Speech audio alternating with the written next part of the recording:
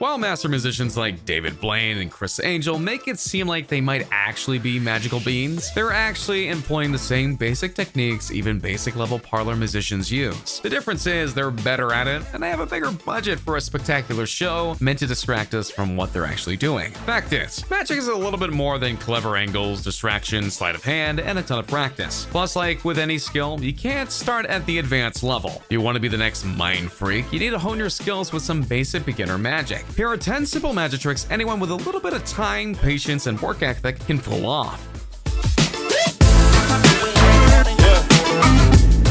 Sounds like the ultimate unexplainable magic trick. Humans can't fly, yet this magician is floating in midair. How can that be? Well, the simple answer is they're not floating. And in short time, you too can pretend to float to the amazement of your friends and family. The most basic form is called the Ballucci levitation. It's all about the positioning of your feet at an angle that only lets the audience see one foot. Standing on the tippy toes of the foot people can't see, and your visible foot will rise in the air, making it look like you're levitating. If the audience wants to see both of your feet, all you need to do is place a dark screen in front of your legs, showing only the tips of your feet. Take off one shoe and rubber band it to the shoe you're still wearing. Make sure the rubber band is the same color as your shoes, obviously, so the audience doesn't see it. And keep your shoeless foot on the ground behind your screen, and lift up the other foot. Suddenly, you're Superman. In short, levitation isn't so much supernatural as it's a balancing act you can manage after a week at a beginner's yoga class. Wouldn't it be amazing to show off your amazing abilities to make a solid object pass through another solid object? Yep, thanks to magic, this seemingly impossible physical feat is doable by almost anyone. The secret is another tried and true magic strategy: misdirection. You distract the audience by making them focus on the wrong thing, so you can stage your illusion without them noticing. In this case, get a ball, coin, keys, or anything else that would fit inside of a cup. Place the cup over it, then wrap the cup in some paper or cloth that's big enough to fit the cup. Place the wrapped cup over the object and claim you're going to send that object through the table. Show the audience the object once more, and really sell how that is going to go through the table. While doing so, definitely drop the cup to the ground, preferably onto something soft so nobody hears the object hit the ground, but continue to hold the paper in the shape of the cup. Place it back over the object and smash it with your hand. At that point, act shocked that the object didn't go through the table and that there's no cup. Finally, pull the cup from under the table and let your audience marvel at your supposed mutant abilities. One of the oldest, most popular magic tricks is to make a coin disappear, but just because it's old doesn't mean it's unimpressive. And if you learn how to do it, you'll be the talk of the party. The secret behind this trick is something called the false transfer, where you make it look like you've moved the coin from one hand to the other, when you actually haven't. You do so by holding the coin with your two middle fingers and flipping your hand over to place the coin into the other hand. However, you're secretly cupping the coin with your thumb the whole time, so the coin doesn't actually change hands. But since it looks like it did once you open your hand, the coin isn't there. To further distract the audience while doing the false transfer, roll up your sleeves. This not only shows them that you're not hiding the coin from your shirt, but it also gives them something else to focus on while you're working the illusion right in front of them. If you want to make your money truly disappear, you'll have to do it the old-fashioned way. Pay your bills.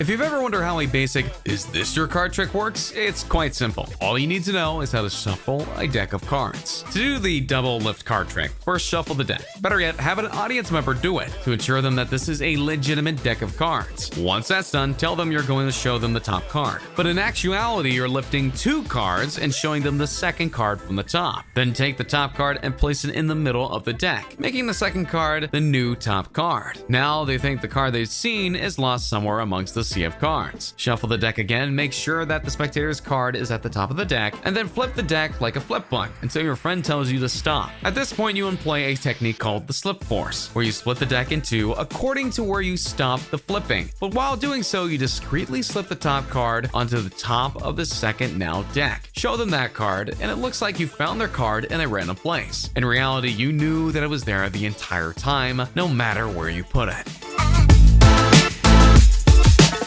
At first glance, this trick seems almost spooky. Using no fingers, you're holding up multiple cards with only the palm of your hand. Of course, you're not actually doing that, no more than you're doing real magic in any other trick. However, unlike many other tricks, this one involves no sleight of hand or tricky angles. It almost completely relies on but one thing: a gimmick card.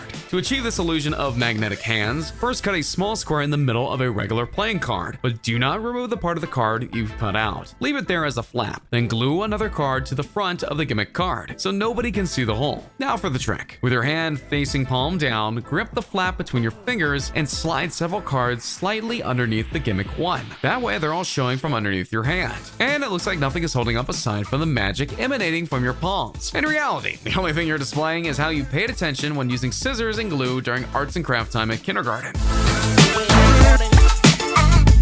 You've probably already seen this trick many times before. Someone takes a pencil and seemingly slides it up their nose, through their head, and out their ear. You're attentively fascinated, disgusted, and curious if that pen actually touched their brain at all. If you've wondered how anyone could do that, the simple answer is they can. Luckily, with just a little bit of sleight of hand and speed, you can make it look like as if you did. To send a pencil through your head, hold the pencil vertically, gripping the metal part with a couple of your fingers so the audience can see the pencil, then cup the other end of the pencil with 2 fingers and your thumb. Make it look like as if you're sliding the pencil up your nose. When doing this, you're actually raising your non-nose in such an angle that the audience can't see the pencil isn't moving at all. After that, move your hand over to your ears and slide it away from you, revealing the pencil that looks like it just came out of your ear. The biggest factor in this trick is speed. You need to angle your hand up fast, move your hand from your nose to ear fast, and slide your hand away from the pencil fast. Doing this trick slowly is an easy way to show the audience what you're doing, and that's exactly what you don't want. You want to come across as someone with a magical head, not someone who's lost their head.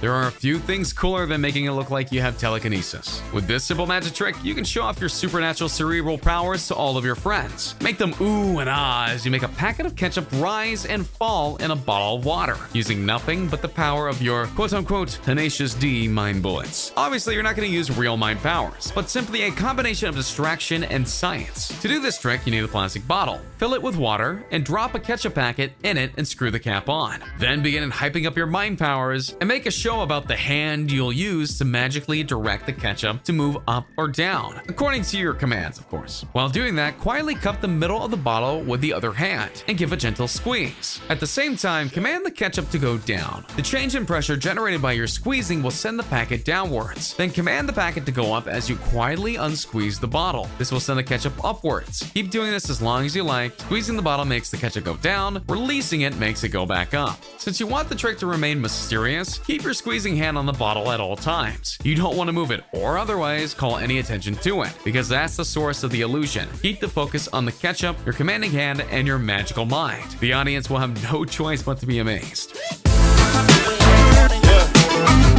Everybody knows water becomes ice when it's cold enough, but you can't just pour water out of a bottle and turn it into ice within seconds, right? Well, of course not, unless you're some kind of magician. If you want to amaze your friends with this flagrant violation of scientific law, it's not that difficult at all. Just take a full bottle of liquid, it can be water, juice, or even soda, and chill it in the freezer. This will take anywhere from 2 to 3 hours, depending on the liquid, and at that point, the liquid will be incredibly cold, but not frozen. Then pour the liquid into something cold, like an ice pack or a glass full of ice. If done correctly, the liquid should turn into a slushy ice the second it touches the cold surface. Better yet, as you pour more liquid and as it hits the slush, it too will turn into slush, leaving you the magical ice tower that seemingly defies explanation. As with all tricks, practice before showing your friends. You want to know for sure how much time you need to properly chill each liquid. If you don't give your bottle enough freezer time, the trick won't work and you'll wind up with a slightly slushy but mostly liquid mess that impresses nobody. So first master the freeze and then amaze everyone.